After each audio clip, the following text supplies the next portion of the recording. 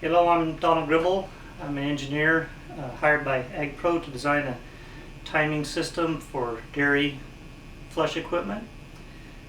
What we came up with was a number of requirements that we wanted to meet. We needed something that was hardy and weatherproof, be able to handle extremes of temperature.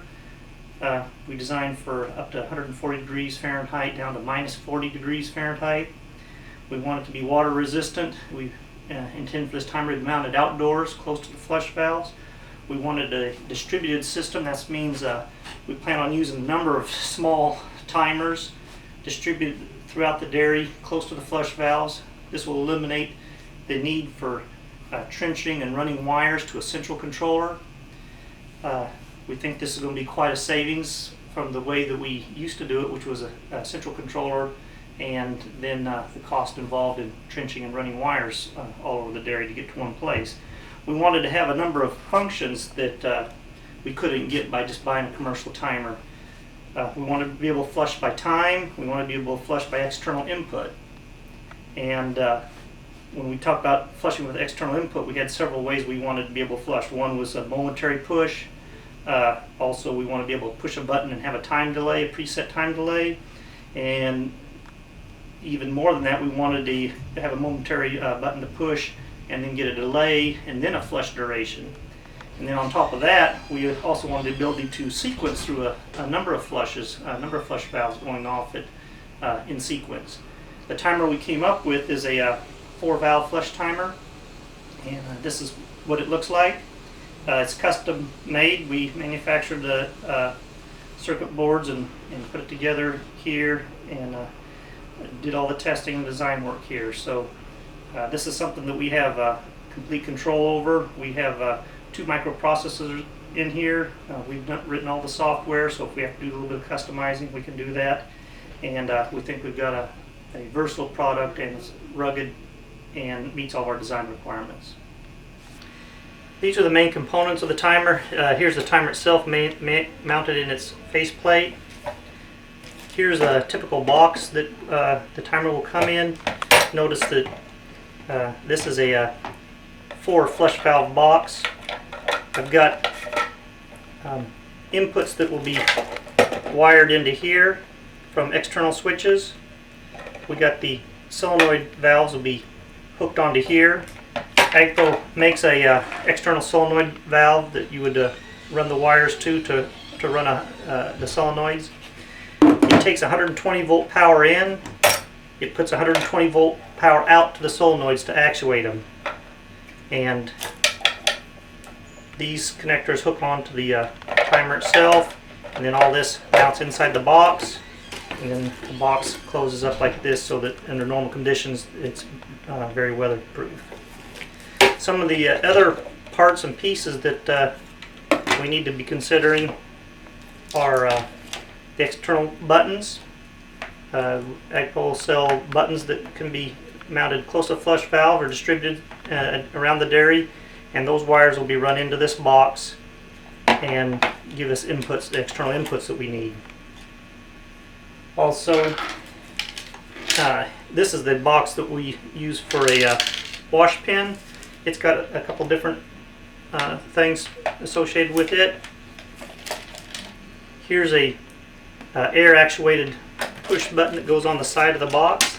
This can be either punched with your hand or pushed with your foot, and it plugs into the side of the box. And in a wet environment in a parlor, we like to actuate the wash pin using this kind of a button. The box also has an emergency stop on the outside of it, so that if the wash pin's going and you want to shut it down, you can close it here. The box will normally remain closed. Once you program up the times and durations you want, you close the box. You won't have any reason for opening the box back up. For each of our timers, we have a mode sheet that looks like this. And for example, this is a FV400, and we cycle the plus button to hit the cycle through the mode. So here's a clock, program times, manual flush durations, hand operate, clear programs, operate, and off. These are all the main modes, and you cycle through those using the plus button. Each of the main modes have sub-modes, and to go through the sub-modes, you go through the minus button. So for example, the clock mode has a clock set mode and a day set mode. So you cycle the minus buttons to go through the sub modes. And then the X and the O buttons on the face plate are used to set the digits. The X sets the first pair of digits and the O sets the last pair of digits. So this little diagram here shows the face plate and shows the plus and the minus button, the X and the O button, and that corresponds with what you see here on the top of this column. Here's the power-up sequence. Notice you saw the Agpro. It did the fast chirps in a row. That means that it's powered up correctly. And notice that it's jumped into the operator mode and it's starting to cycle through its screens. The reason it jumped into the operate mode and started cycling in through the screens is because last time I powered it down it was in the operate mode. So when you power it off and power it back on again, if you were operating, it comes back to the operate mode. It also remembers all the program times, and a lot of the variables that we enter are all remembered because we want those to be refreshed when we come back from a power off situation. So I'm going to go ahead and navigate through the menus a little bit. Again, we showed you earlier the sheet that has the modes and sub modes. This plus button cycles through the modes, the minus button cycles through the sub modes, the X button generally sets the first two digits, the O button sets the last two digits. These displays right here show the status of the outputs, and this bar right here, it shows various things depending on which mode we're in. So like I was saying, I'm going to cycle through the main modes. There's the clock mode, program mode, the flush time set mode, the hand operate mode, the clear program mode, the operate mode, and the off mode. If you want to just leave the timer with no program events occurring, you just leave it sitting in the off mode. I'm going to cycle it back around to the cycle around to the flush set time modes. I'm going to see what we got there. Push the sub mode to get us into the flush duration 1, flush duration 2 set at 10 seconds, flush duration 3 is set at 10 seconds, flush duration 4 is set at 10 seconds, flush duration 5 is at 0. Flush duration 6 is at 0, 7 is 0, and 8 is at 0. And if I wanted to change one, that's actually the settings I want right now, but if I wanted to change one, for example, flush duration 2, I could cycle through the minutes, which goes up to 4, and then back around to 0, or counts by tens, and go up to 50, and then back around to 0, but I'd like to have 10-second duration there. So now I'm going to switch back to the operate mode. Now on this little test setup I've got here, I've got different buttons, different types of buttons. I've got the external just push button. I got one of the air switches like what we use on the wash pen, and there's another little button on the side of the box here. This one here happens to control input number 1. You notice I just pushed it. It's flashing number 1, which means inputs 1's on. And I have one load hooked up, which is this little motor, and it is the only load I have, so that's the only thing I'm going to see turn on and off. But you notice it just turned off. The way we had this programmed was for an external input, which I gave it with pushing the air button, to cause a 10-second on duration. So again, I pushed the external button, and now the motor comes on for 10 seconds. Now, external button number 2 is going to do something a little different. If I push the 2, what we're going to see is a momentary pause for 10 seconds, and then in a couple seconds the 2 is going to come on.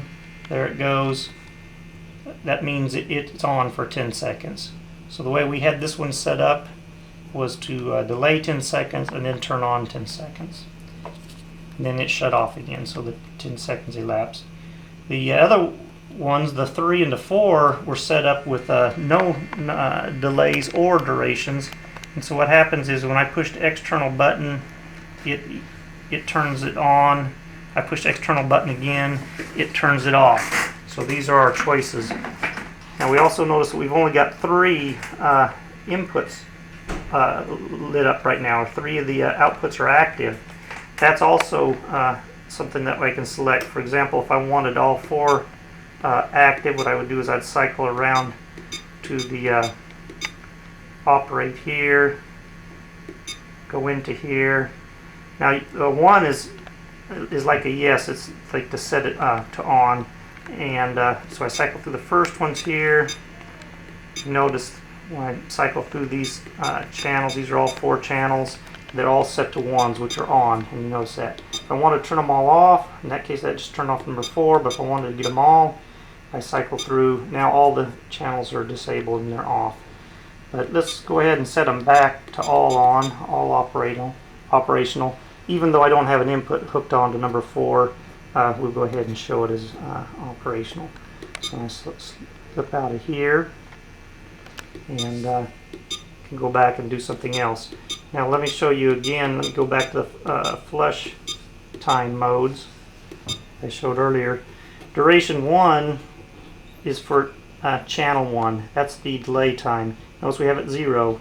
So when I push that button, it operated right away without any delay, and it goes for 10 seconds.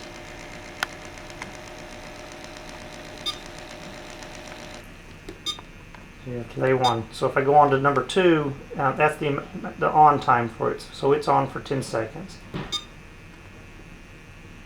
Delay number 3 is the delay for the number 2 button, and 4 is the time on for the number 2 button. And as you remember, we pushed the number 2 input, and it will delay 10 seconds and then turn on 10 seconds.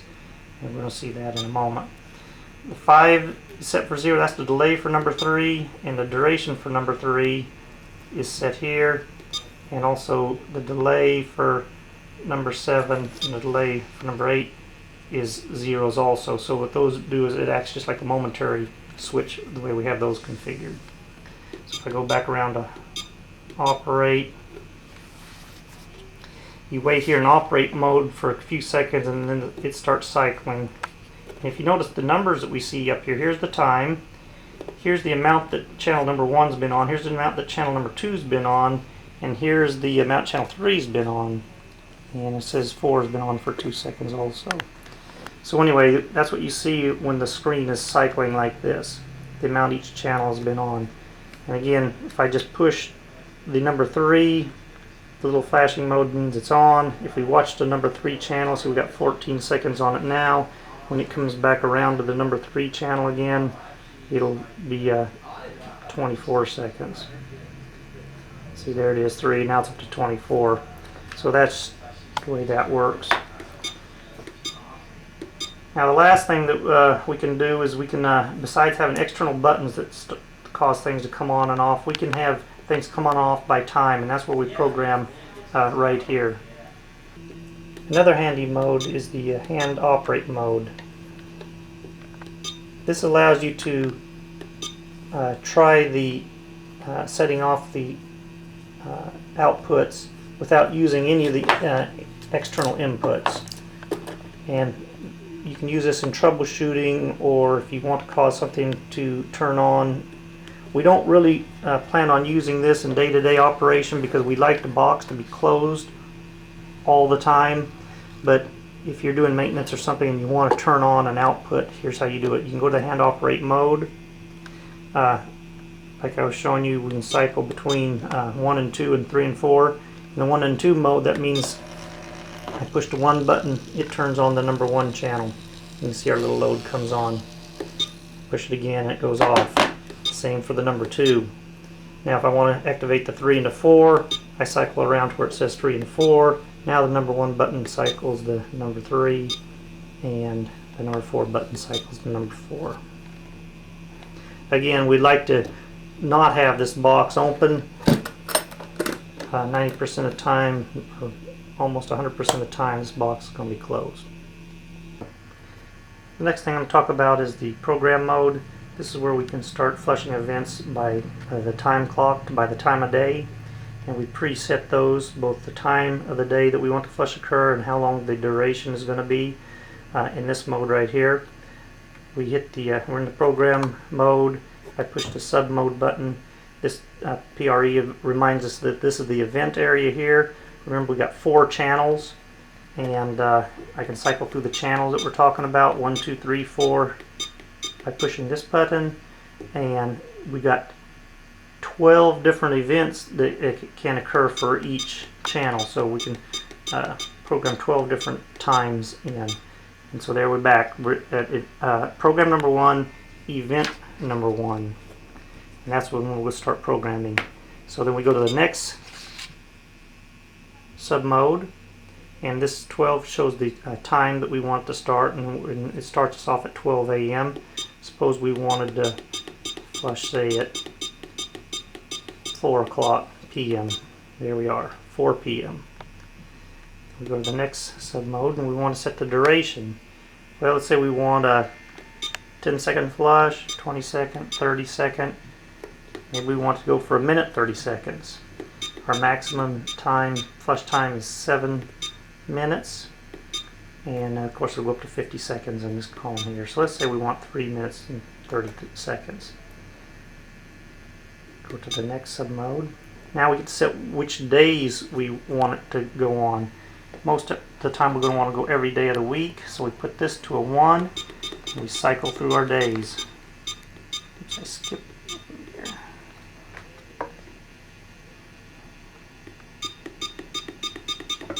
Okay.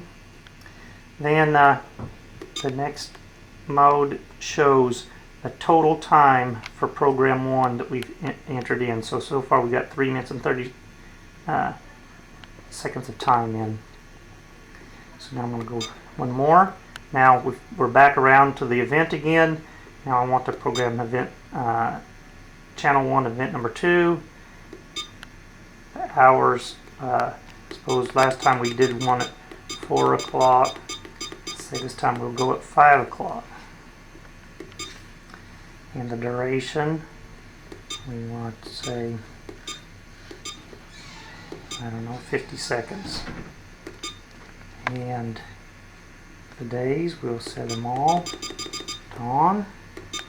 And if you notice, our time for program 2 is incremented now up to 4 minutes and 20. This so it gives us the total time.